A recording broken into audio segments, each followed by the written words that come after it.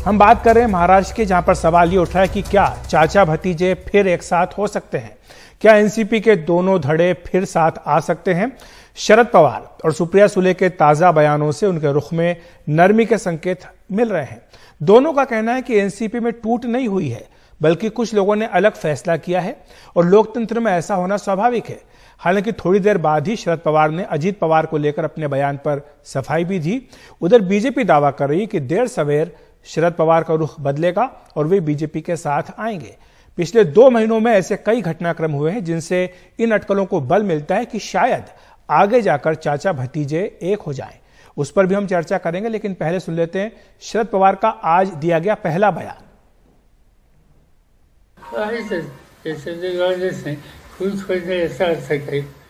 हाँ, वो हमारे ही नेता हैं।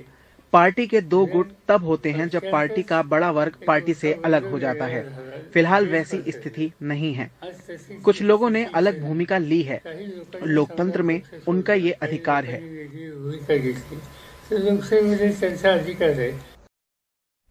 और जब इस बयान पर विवाद उठा तो शरद पवार सफाई देते नजर आए।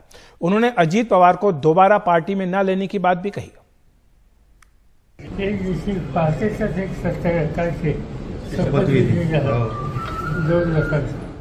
एक बार जब सुबह इन्होंने एक दूसरे नेता के साथ उप मुख्यमंत्री पद की शपथ ली थी, तब हमने उन्हें वापस पार्टी में लिया था। लेकिन अब जो उन्होंने किया वो गलत है। बार बार माफी नहीं दी जानी चाहिए, बार बार माफी नहीं मांगी जानी चाहिए। वहीं महाराष्ट्र बीजेपी के प्रमुख चंद्रशेखर बावनकुले का दावा है कि देर सवेर शरद पवार बीजेपी के साथ आएंगे। साल भरे में मोदी जी जो काम करने वाले हैं 2024 के चुनाव तक, और आज तक जो काम किया 9 साल, ये देखते हुए माननीय शरद पवार साहब का भी मन परिवर्तन और मत परिवर्तन होगा। और मुझे लगता है कि वो चुनाव तक माननीय मोदी जी के नेतृत्व में आने वाले भारत का निर्माण करने के लिए निश्चित रूप से उनका मन परिवर्तन होगा। दरअसल एनसीपी में अभी हालत साफ ही नहीं कि कौन किसके साथ है और वाकई विभाजन हुआ भी है या नहीं। यह जरूर है कि बागी नेताओं के खिलाफ कार्रवाई की मांग जोर तोर से की गई थी। दोनों गुटों ने खुद को असली एनसीपी बताया था, लेकिन एक दूसरे पर कार्रवाई के लिए एक हद से ज्यादा दबाव नहीं डाला गया है।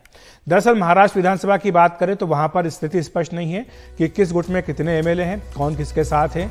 शरद पवार गुट की ओर से 9 विधायकों के खिलाफ पार्टी विरोधी गतिविधियों के तहत कार्रवाई की मांग स्पीकर से की गई। विधानसभा अध्यक्ष को इसके लिए पत्र लिखा गया, लेकिन अभी तक इस पर स्पीकर की ओर से कोई कार्रवाई आगे नहीं हुई है। अगर हम मानसून सत्र की बात करें जो हाल में हुआ था, तो अधिकांश विधायक जो एनसीपी के हैं वो आए ही नहीं। दरअसल कई विधायकों को पता ही नहीं कि कहां जाना है, क्या करना है या कहां बैठना है। इसी तरह अगर हम दिल्ली की बात करें तो यहां पर केंद्रीय चुनाव आयोग के पास दोनों ही गुट गए।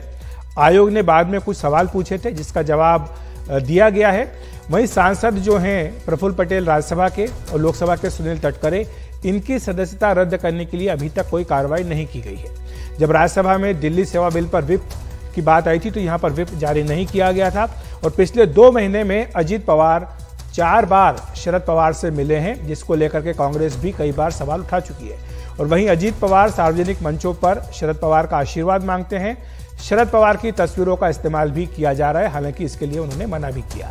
और जब दिलचस्प बात यह कि अब जहां जहां शरद पवार रैलियां कर रहे हैं वहां अजीत पवार भी रैलियां कर रहे हैं। और यह सारा घटनाक्रम ऐसे समय हो रहा है जब 31 अगस्त को मुंबई में विपक्षी दलों की तीसरी बैठक होने जा रही है।